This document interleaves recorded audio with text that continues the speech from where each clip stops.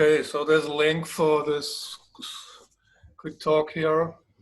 So if you want to watch it later, it can be downloaded with this link here. So what I'm talking about today is just present account status and our plans for GR. Before I start, I have to probably give some background information so that you better understand why we made such probably strange decisions. Well, we use GR for very different application areas at our facility. We are a big research company with about 6,000 employees, and in very different areas, such like instrument control simulation, data analysis, and whatever. And the fact that we have so many different domain-specific software environments is also the reason that we can't commit to a single programming language, although I would like to do so. But there's no chance, for example, to make decision just to use Julia or Python or whatever. And that's the reason why we have to minimize the effort for our complete software stack. So we try to implement as much as possible in C, C++. So we don't choose the Julian way, and we only provide wrappers, especially for Python and Julia, for all of our software. Also, a decision has been made many years ago only to use Qt for graphical user interfaces in our software. There are many reasons for that, but I can't change it. Although we are very satisfied with this solution, it works fine for many years now. And we also want to be able to use GR completely in the browser. That's the reason why we transpiled the complete library to JavaScript using mscript. I will show that later, and we're on a good way in this field. And so, because we have so many different platforms, we also have our own local CI system, even with CI runners for very exotic CPUs and Raspberry Pis, whatever, and mainframes. So that's the reason why GR is probably a little special at this point. And let me just summarize the new features. We have added support for some new platforms like Arch Linux or Raspbian based on the ARM HF platform. We have established high DP support in many of our output devices, especially for GKS term and Qt interface, which is used on the Linux machines.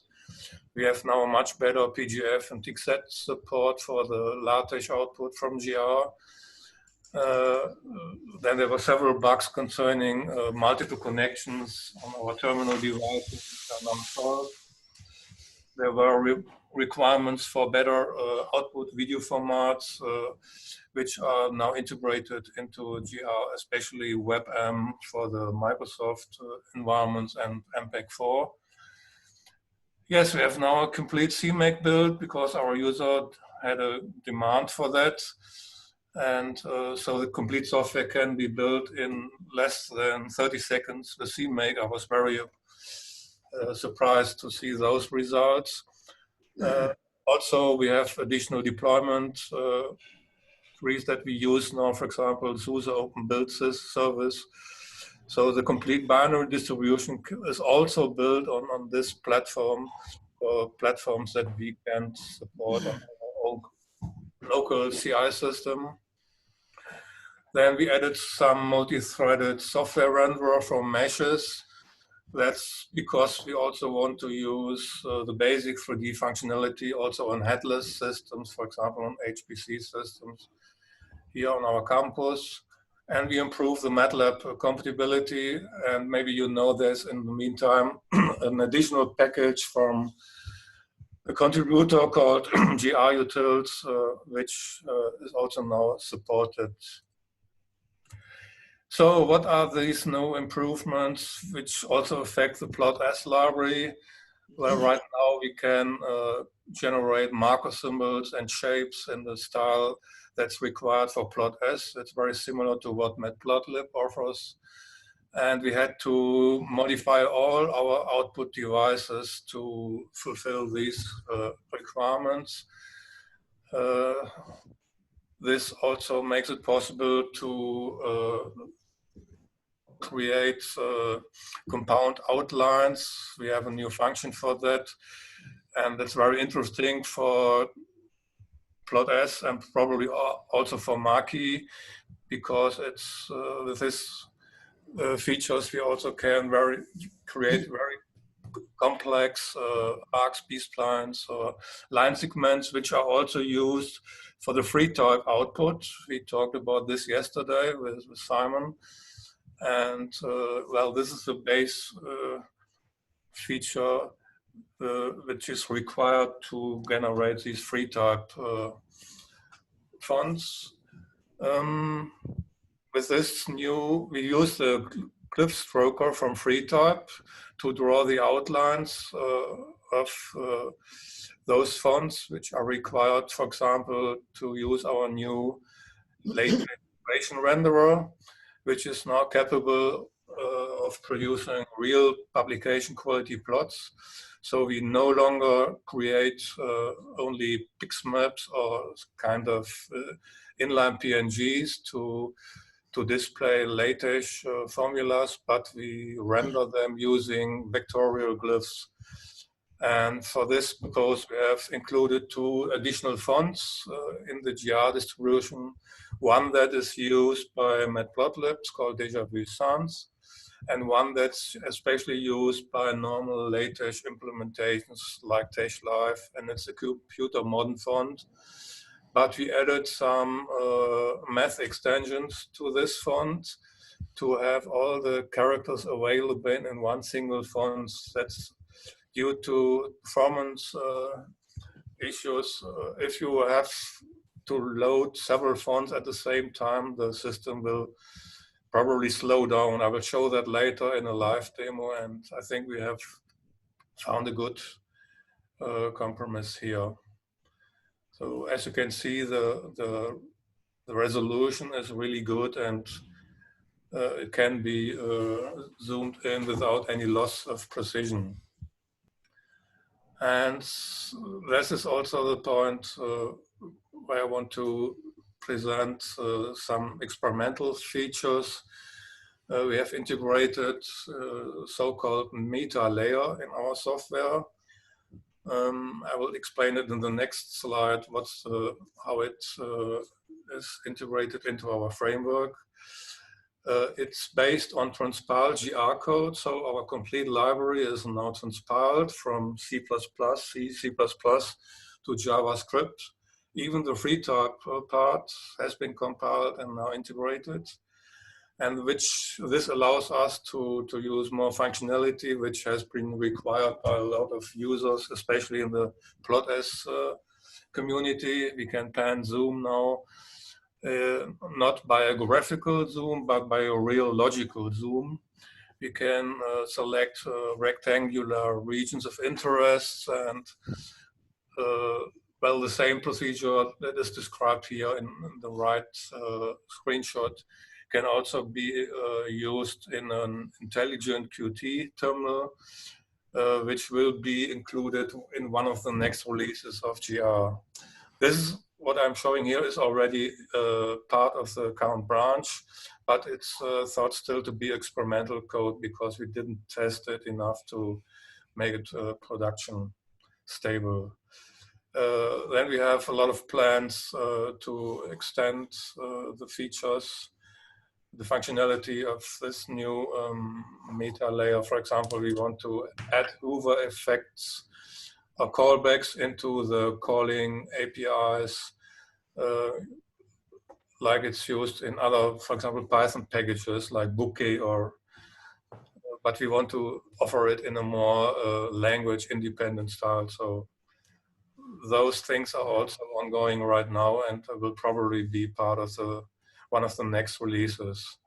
And so let's look a little bit behind the scenes. That's how it works right now. So we have GR here, which has a component called GLGR, which is kind of a convenience layer. And in this layer, you will now have the chance to serialize the complete output using JSON. It will then be sent using a TCP socket to either a JavaScript terminal, which I showed in the slide before, or into this new Qt terminal. And the advantage is that you have much more functionality concerning interactive graphics with this meta layer here. And as we want to do it only once, not for every language we support. Right now, as I told you, we support Python, Julia, and Ruby as REPL languages. We want to implement these features only once, and that's why we decided to implement it in this meta layer here. So in principle, when you start such a new application, you have in principle, you start new GR instances. One, which is on the client side, which simply makes a connection to a second instance, which then plots everything into the into the target environment. Why did we choose this constellation here? Because we don't have to make any special hooks into any GUI environments, which is very problematic. For those who know Matplotlib, they do very strange things in the low level to react to REPL user interface events, and this sometimes causes trouble, and we wanted to avoid such trouble by really separating the client and the server part. And to give you an impression of what we plan for the future, we want to use QML web for the interactive part. As I told you, we have made a decision for Qt5, and QML web is an extension to Qt, which allows you to put all your graphical user interface into a web browser. And we have some prototypes here which already work as expected. So in my opinion, this is the future. So what I told right now is not probably what we have talked about yesterday, but it should explain why we have to probably make different decisions than the Julia community. And I have a last slide which some outlook. Right now I would like to make some demos if there's enough time to show you how it works. And in the last slide we can then discuss how we can find a solution that's could be used both for our community and for the Julia community. So let me just switch into some demos here right now.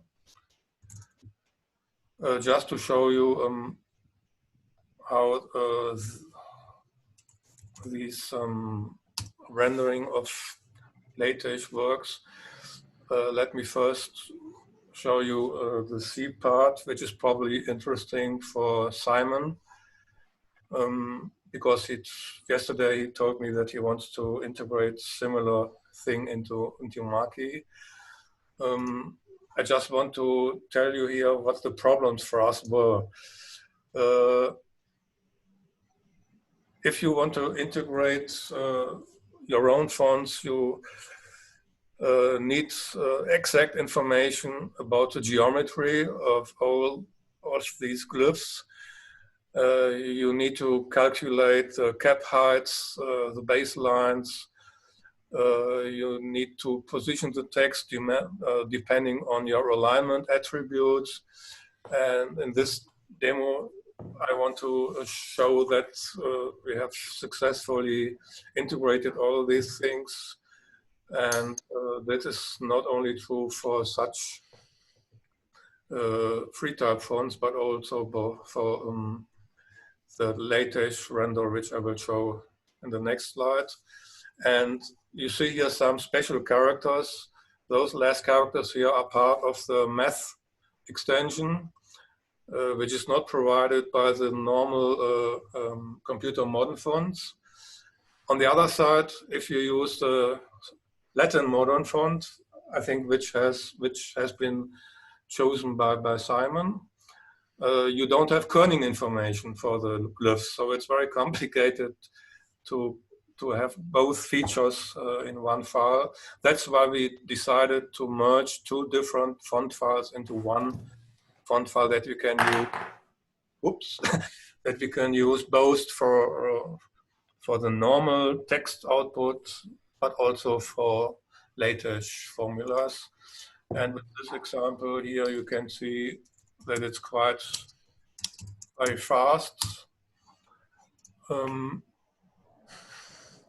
So you can render LaTeX formulas on the fly. There's no delay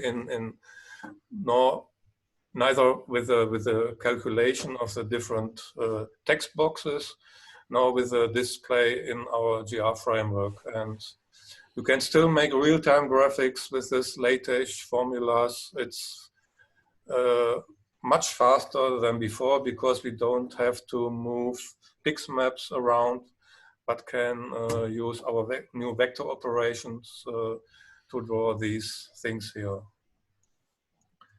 Okay, so let's talk a little bit about this new meta layer. I'm going to start a notebook for this. I hope it's okay. It's in a separate.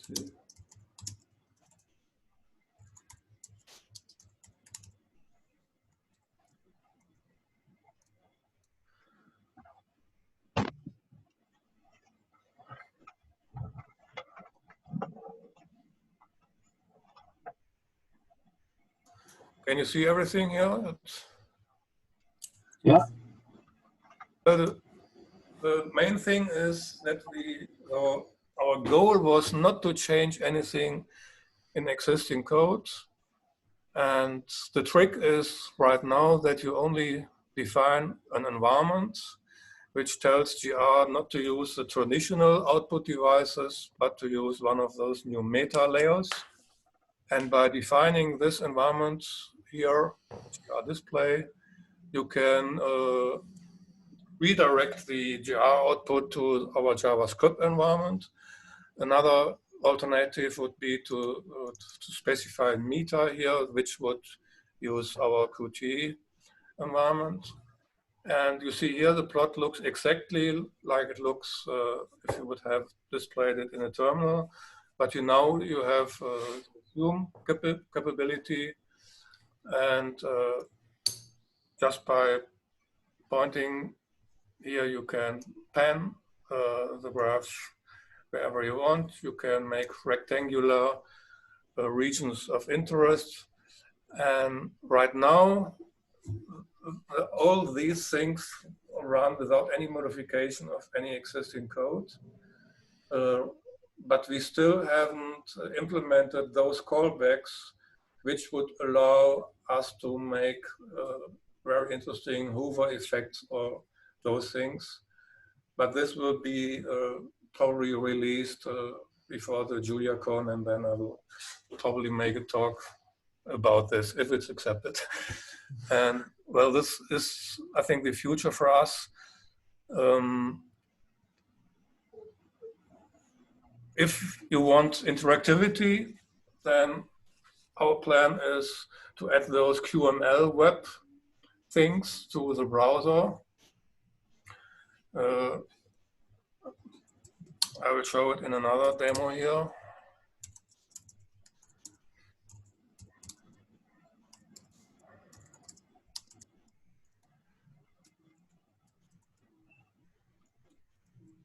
Oops.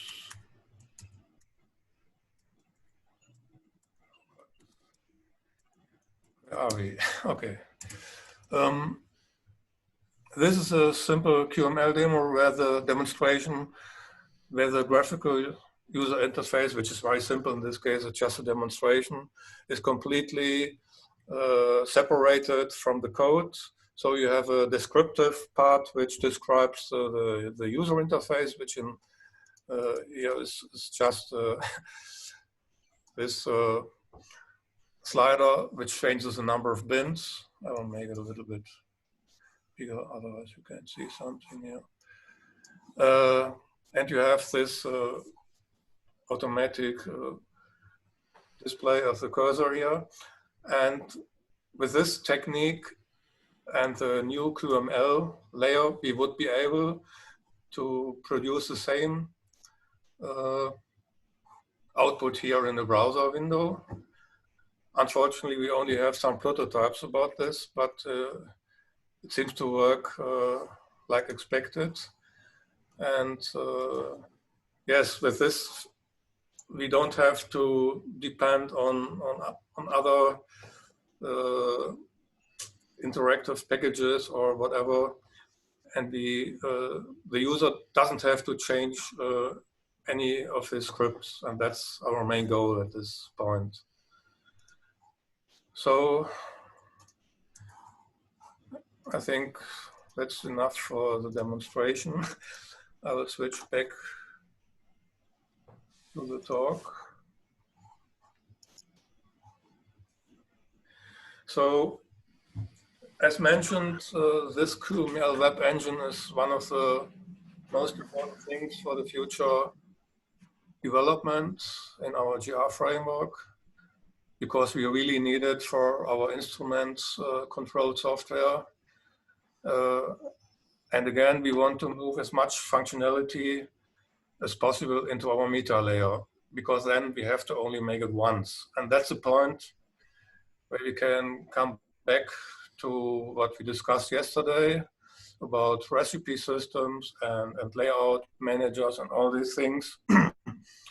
Well, in my opinion, those things just are the layout features within plot S or between subplots.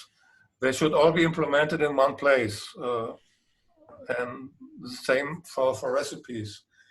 And we have already plans to develop something in a separate library, but well, we don't want to do anything that's unusable for the Julia community. So I'm very interested to see what the results of this weekend are and how we can work together on those ideas. Maybe we can prototype all these things in a Julian style to have it faster and then move it to a C library so that we can use it. I don't know, it's just an idea. But I think it would be great if we had a language independent recipe system, kind of a decorative system based on a simple markup language, just like JSON. But this always leads to the same questions. Michael mentioned it already yesterday. We have different terminology for all these plotting libraries, and we have different keywords and a different understanding. And the big task will be to achieve a reasonable set of common keywords. And this is, I think, a requirement before we start sharing a common layout or recipe system. So again, I'm very interested to work with you together on those ideas. But in the end, I think I will always have to move it into C libraries so that it can be used in our complete environment. So that's all from my side. So if you have any questions, just let me know. Cool, thank you. That looks pretty promising. Oh, there's still a lot of work. Yeah, but I guess you convinced me by that we should concerning your request from yesterday evening, I think we can separate the latest equation part into a library, and I will discuss this next week with my colleague. That would be awesome, yeah. And then we can see how we can manage this. And I slowly... But it's independent from this layout thing and all these recipe systems. That's true, yeah. Right now, I have the impression that things are diverging, although yesterday I saw that a lot of refactoring already has been done. But in the end, yes, we should try to find a common solution. Could you say a bit about so if there's anyone tics, who has better ideas, just let me know. Daniel? Right now, I don't have the perfect solution for you. Simon had a question. Right. Simon. Yeah, I was wondering about the PGF-TIC-Z interoperation. Can you output like plain text with GR? Are there any things? I mean, Are there any questions about what I talked about? Joseph, can you hear Simon speaking? I think he cannot hear us at all. Yeah. Okay. Let's we could switch to the next talk. I just also have another question. He cannot hear us. Wait, maybe let's write in the chat. Yeah, leave a message. I think I lost the audio. Sorry. Yeah, just wait a minute, yeah. Okay. Can you hear us now? Yeah, okay, now it's okay. Yeah, so I have just a question about the architecture of GR. As I've understood, essentially, if I'm rendering stuff on a triangular grid or whatever, it's all routed through this GKS interface. Yes. And behind the GKS sits then OpenGL. And that's fixed function pipeline OpenGL 1.1, so far as I've seen in the code. Are there any plans for modern GL or Vulkan or whatever to add to this just as a backend to GR? Well, the GKS itself is only for two-dimensional graphics in GR. Yeah. The three-dimensional part is implemented in a library called GR3, which is based on a legacy OpenGL. Yes, we have applications which use modern OpenGL, but I think there's already much more progress in Simon's library right now. So that's not our primary focus. Okay. Because with the current features, we are able to produce graphics which fulfills the requirements of our users. Okay. We have some special applications which really need modern OpenGL and modern GL, and these applications also have implemented to use WebGL like Simon does, but this is currently not used in GR. So how do you think, how long this will work? So because I got really kind of scared by the deprecation of so it's officially deprecated, the fixed function pipeline GL, and so I'm kind of fearing, so it will be in my talk anyway, that at some moment it stops working. Well, we have, in principle, I told you that we have written our own software renderer, the last version. In principle, we don't need OpenGL anymore. Yeah, okay, yeah, but then it will be software rendered and wouldn't use the GPU. Okay, so it's no criticism. It's just like what is your view on the future? Okay. So we also have this problem that Apple is planning to kick off OpenGL. So this was a very important requirement for us, and I think it's it's already implemented in a way that we can use it for many years right now. Okay. We have those special applications, but they are not used in GR right now. Oh, thanks. So what's about, from Simon, what about the TIC-Z output? Does that work really well?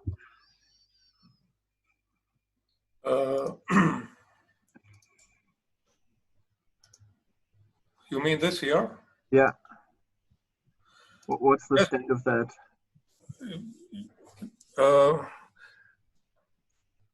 You know, we have about 10 different output devices in GR. Postgrad, PDF, scalar vector graphics, and all this kind of stuff.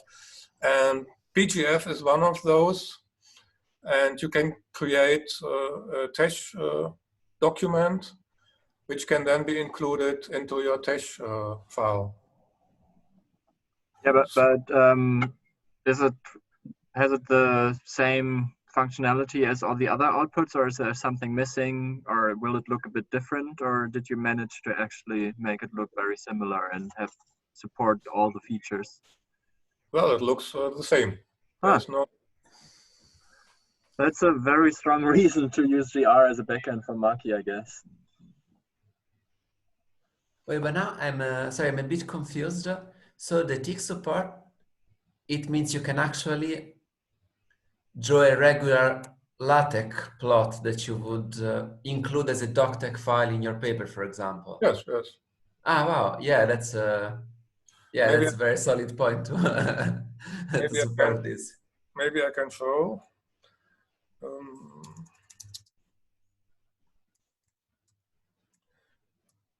So I choose PDF for the output, and let's draw some simple